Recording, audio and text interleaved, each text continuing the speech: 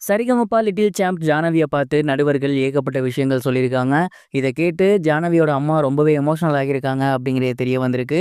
என்ன நடந்திருக்கு அப்படிங்கிற கம்ப்ளீட் டீட்டெயில் தான் இந்த ஒரு வீடியோல நம்ம பார்க்க போறோம். சரிகமபா லிட்டில் சாம்ப்ஸ்ல கலந்துக்கிட்டு இந்த சீசன்ல செலக்ட் ஆகியிருக்க பெர்சன் தான் ஜானவி. அண்ட் இவங்க பார்த்தீங்கன்னா இதற்கு முந்தின சீசன்லேயே கலந்துக்கிட்டாங்க.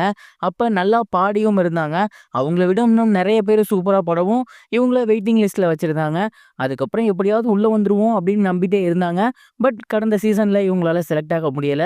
இருந்தாலும் பிட்வீன் த கேப்ல அவங்க அமைதியா இல்லாம சங்கீதம் முறையா கத்துக்கிட்டு, நல்லா பாட கத்துக்கிட்டு, ரொம்ப சூப்பரான ஒரு டேலண்டோட இந்த ஒரு சீசன் அட்டெண்ட் பண்ணியிருக்காங்க.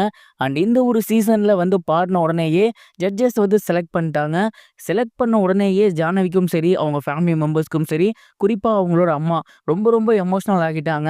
அண்ட் அதுக்கப்புறம் ஜட்ஜஸ் என்ன சொல்லியிருந்தாங்க அப்படின்னா, "ஜானவி, உண்மையாலுமே நீங்க வந்து ரொம்ப ரொம்ப சூப்பரா பாடுறீங்க. முறையா சங்கீதம் கத்துக்கிட்டவங்களால தான் அந்த மாரி பாட முடியும். எனக்கு தெரிஞ்சு நீங்க கத்துருக்கீங்கன்னு நெனைக்கிறேன். அதே நேரம் நல்ல பயிற்சி பண்ணிட்டு நீங்க வந்திருக்கீங்க.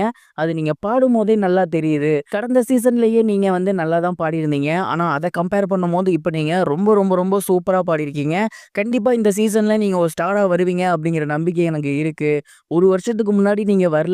அப்ப வந்து ரொம்ப ஃபீல் பண்ணீங்க. என்னடா நம்ம செலக்ட் ஆகலையே அப்படின்னு உங்க அம்மா கூட ரொம்ப ஃபீல் பண்ணியிருந்தாங்க. பட் இப்ப உங்க அம்மாவ பார்த்து சொல்றேன். கண்டிப்பா அவங்க ரொம்ப ரொம்ப உங்கள நெனச்சு பெருமைப்படுவாங்க. அந்த அளவுக்கு சூப்பரான ஒரு பாட்ட நீங்க பாடியிருக்கீங்க அப்படின்னு ஜட்ஜஸும் சரி, ஸ்ரீனிவாஸ் சாரும் சரி சொல்லியிருந்தாங்க. இத கேட்டு ஜானவியோட அம்மா ரொம்ப ரொம்ப எமோஷனல் ஆகி அழுதுட்டாங்க. ஏன்னா கடந்த சீசன் வந்து செலக்ட் ஆக போற நேரத்துல அவங்கள விட இன்னும் சில பேர் நல்லா பாடிட்டாங்கன்னு வெளிய போயிருந்தாங்க. கண்டிப்பா அந்த சீசன் பார்க்கும்போதெல்லாம் நம்ம பொண்ணு இல்லையே அப்படிங்கிற ஒரு வருத்தம் அவங்களுக்கு இருந்திருக்கும். பட் இந்த சீசன் அவங்க செலக்ட் ஆகி இப்படியெல்லாம் பேர் வாங்கியிருக்காங்க.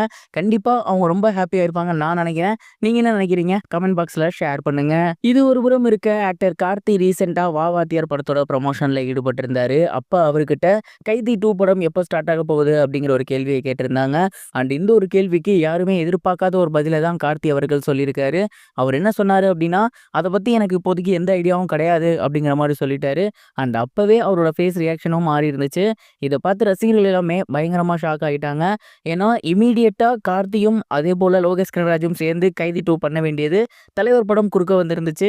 அது முடிச்சுட்டு பண்ணுவாங்கன்னு எதிர்பார்த்த நேரத்துல கார்த்தி அடுத்தடுத்த படங்கள்ல கமிட் ஆகிட்டாரு. லோகேஷ் கனகராஜ் ஹீரோ ஆகிட்டாரு. அண்ட் அடுத்து அவரு தெலுங்குல படம் பண்ண போறாராமா. இதனால இதுக்கப்புறம் கைதி 2 வராதா? எல்சியுக்கு எண்டு போட போறாங்களா? அப்படிங்கிற மிகப்பெரிய ஒரு கேள்வி தமிழ் ரசிகர்கள் மத்தியில எழுந்திருக்கு அப்படின்னு தான் சொல்லணும். இப்போ வரைக்கும் இவங்க 2 பேருமே கைதி 2 பத்தி பேசவே இல்ல. ஒருவேளை எல்சியு டிராப் ஆகிருச்சா அப்படிங்கிற ஒரு பேச்சும் நமக்கு அடிபடுது. அண்ட் இந்த ஒரு விஷயம் மிகப்பெரிய ஒரு மன உளைச்சல தமிழ் ரசிகர்களுக்கு ஏற்படுத்தியிருக்கு. இத பத்தி நீங்க என்ன நினைக்கிறீங்க? இதையும் கமெண்ட் பாக்ஸ்ல ஷேர் பண்ணுங்க.